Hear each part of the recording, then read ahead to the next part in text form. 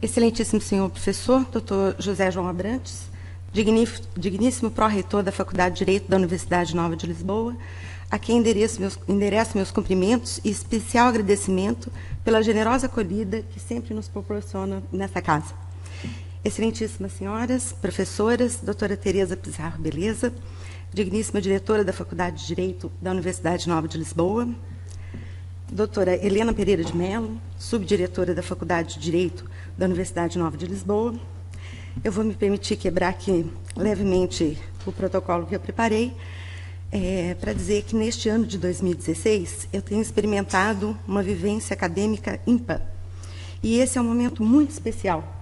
É uma honra participar de um evento de tamanha envergadura e ainda compartilhar a mesa congressista com duas mulheres intelectuais, professoras, doutoras, feministas, por quem eu nutro uma imensa admiração pessoal e acadêmica. E prova disso é que as obras publicadas pelas professoras constam das minhas referências bibliográficas, constam das minhas investigações, e também inspirou a construção dessa minha fala. E por aqui se pode medir aquilo que representa estar participando desse congresso. Excelentíssimo senhor professor, doutor Jorge Bacelar Gouveia, digníssimo presidente do Conselho Científico da Faculdade de Direito da Universidade Nova de Lisboa, os meus sinceros agradecimentos pela oportunidade e aproveito essa ocasião para expressar publicamente o meu respeito, a minha admiração, uma admiração que eu posso dizer seguramente é compartilhada por muitos outros professores e também alunos brasileiros. É em sua pessoa que eu saúdo e cumprimento as demais autoridades, professores e professoras, estudantes aqui presentes. Muito bem. Quando recebemos o convite para essa comunicação, de imediato ocorreu-nos que a temática da investigação de pós-doutoramento que estamos a desenvolver nesta universidade e diz respeito, esta investigação, à significância familiar dos instrumentos de enfrentamento da violência contra as mulheres, poderia guardar alguma conexão com um congresso científico em comemoração aos 40 anos da Constituição Portuguesa. Eu me permiti fazer, a respeito desse assunto, um pequeno recorte. E isso me pareceu, assim, designadamente pelo caráter que os direitos fundamentais, esculpidos nas constituições do século XX, exerceram na luta pela igualdade de direitos das mulheres e, consequentemente, na erradicação do não, ou no basta, a discriminação e a violência que contra ela é praticada, notadamente no âmbito onde ela deveria estar mais protegida, que é o âmbito da família. Nessa nossa intervenção, não pretendemos abarcar toda a problemática do assunto, e seria até mesmo muita arrogância tentar fazê-lo. Por isso, pretendemos centrar-nos apenas num particular contributo que dois princípios, que são muito caros à Constituição, às constituições, de modo geral, dois princípios representam no enfrentamento à violência contra as mulheres. E também representam para a ressemantização da juridicidade e da representação social da família. Eu falo do princípio da igualdade e falo do princípio da dignidade da pessoa humana. É que, segundo entendemos, a violência contra a mulher não pode ser vista apenas pela sua manifestação mais sorrateira, qual seja a violência física ou moral, causadora de lesões no corpo e na alma das mulheres e praticada, em maior número, no âmbito doméstico.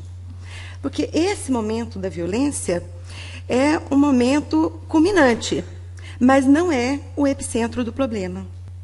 O epicentro do problema pode estar na milenar construção cultural de conceitos e estereótipos gravados na própria organização social e nas chamadas relações de gênero.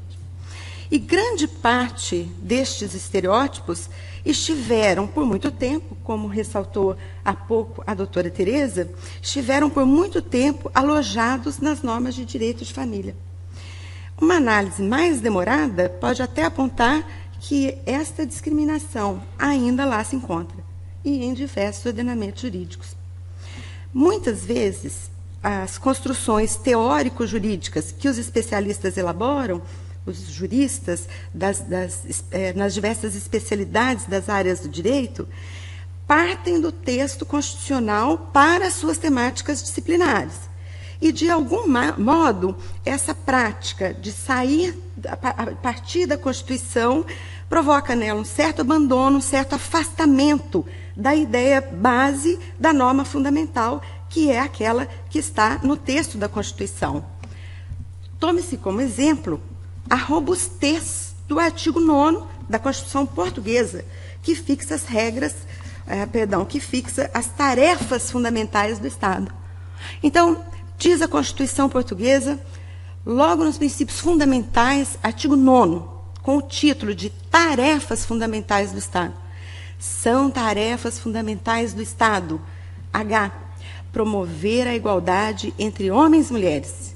E, então, por tarefa fundamental, pode-se entender um dever inequívoco de qualquer governo e uma obrigação a ser tida em consideração em todos os aspectos de tomadas de decisões públicas e políticas.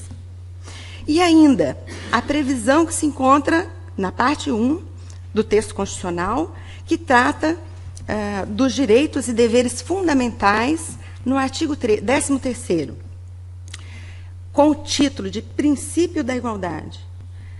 Todos os cidadãos têm a mesma dignidade social e são iguais perante a lei. 2. Ninguém pode ser privilegiado, beneficiado, prejudicado, privado de qualquer direito ou isento de qualquer dever em razão de ascendência, sexo, raça, língua, território de origem, religião, convicções políticas ou ideológicas, instrução, situação econômica, condição social ou orientação sexual. É uma riqueza o texto constitucional para o efeito da promoção da igualdade.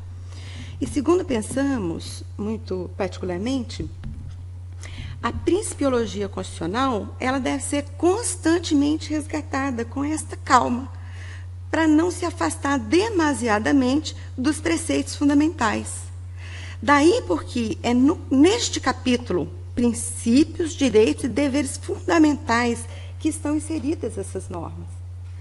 É dizer, no que respeita à dignidade e à igualdade das mulheres, a construção de qualquer norma deve ser uma construção a partir do princípio da igualdade e da dignidade, cuja circunscrição semântica contém o impedimento de aviltamento, de coisificação da pessoa, é a garantia de um patamar concreto para a sobrevivência do ser humano.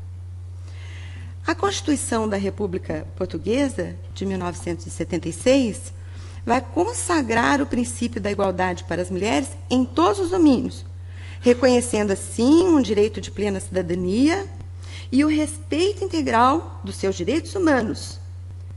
Um fato que, parecendo natural e até óbvio, não é? Em particular para as gerações mais novas, e isso também já foi falado aqui, é uma conquista de algumas décadas apenas, mas é uma conquista, infelizmente, inacabada. E um evento comemorativo seria de bom tom, né, anunciar-se apenas boas notícias. Contudo, não há como dar boas notícias quando o assunto é desigualdade e quando o assunto é violência contra a mulher. Porque os números desta violência não guardam nenhuma cortesia. Por certo, e por outro lado, é importante anunciar que estão em vigor, em andamento, várias medidas para o combate e programas de enfrentamento a essa violência, mas a sua erradicação, ela ainda está em curso.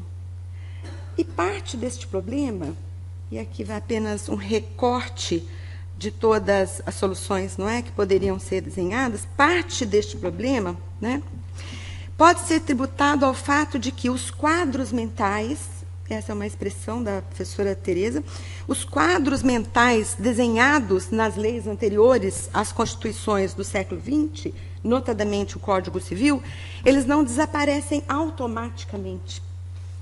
sendo necessário um movimento contínuo de ressemantização e o questionamento de ideias feitas de estereótipos e papéis sociais, e a consequente mudança de mentalidades e de atitudes e de paradigmas na forma da organização social. Até porque, hoje é um dado adquirido, que os estereótipos sexistas, eles estão na origem da violência contra a mulher. E a configuração da família e o direito da família, ele sempre se mostrou como um locus privilegiado da discriminação. Porque a família é o primeiro lugar onde nos inculcam o que é ser homem e o que é ser mulher, e quais são os seus papéis. A atribuição de papéis fixos e, pior, hierárquicos. É um locus privilegiado para que atitudes que reforçam a discriminação de gênero sejam reforçadas. E isso é assim porque, antes da proclamada igualdade constitucional, a desigualdade encontrava-se positivada, impressa nas leis infraconstitucionais, fomentando uma sociedade sexista. E isso também foi bem ressaltado aqui pela professora doutora Tereza. A título de exemplo, hoje é uma prática muito comum que se presenteiem meninas com brinquedos ligados às tarefas do lar. Ainda é uma prática corrente. Ainda hoje, a dupla jornada de trabalho sem reconhecimento é uma realidade na vida de muitas mulheres. Mas a divisão das tarefas domésticas não está na pauta das discussões. E não parece que isso tenha qualquer prioridade. Entretanto, falar em igualdade e dignidade das mulheres é também falar na sua face menos visível, na atividade desenvolvida nesse espaço privado, na vida doméstica e nos cuidados com os descendentes e também com os ascendentes. É outra atribuição quase que exclusivamente feminina. É que o aumento da participação feminina no espaço público não teve a contrapartida de uma maior participação do homem no espaço privado, e nem no necessário reforço de instituições ou infraestruturas familiares. Então, retirar as mulheres da invisibilidade, tornando-as sujeitos de direitos perante as leis e políticas públicas, tem sido uma luta ainda constante no movimento feminista em vários países e há muitas décadas. Quando as constituições do século XX anunciaram, enfim, a igualdade em direitos e obrigações de homens e mulheres, nós poderíamos imaginar que as tarefas posteriores a ela iriam se referir a buscar avanços significativos a cada dia. Mas a experiência nos diz que há avanços, mas há ainda riscos de estagnação. Daí a necessidade do resgate constante dos princípios basilares que estão na Constituição: igualdade e dignidade da pessoa humana. Sem dúvida, este resgate passa por uma ressignificação das normas e dos discursos que justificam as desigualdades de gênero na sociedade.